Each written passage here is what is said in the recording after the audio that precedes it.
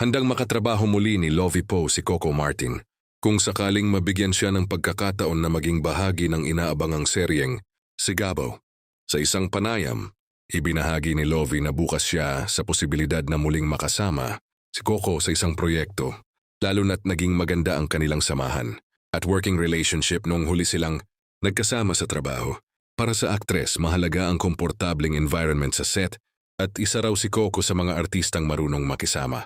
Ayon pa kay Lovie, malaki ang respeto niya sa kakayahan ni Coco bilang isang aktor at direktor.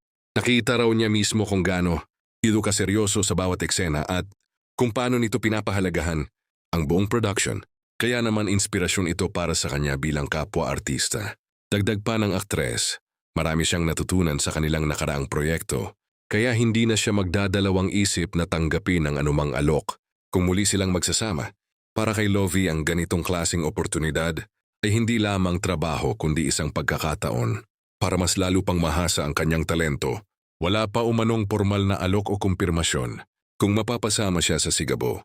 Gayunpaman, nananatili siyang bukas sa mga bagong proyekto at handang sumabak sa mga hamon, lalo na kung ito kung may mas magandang kwento at makakasama ang mga batikang artista sa industriya.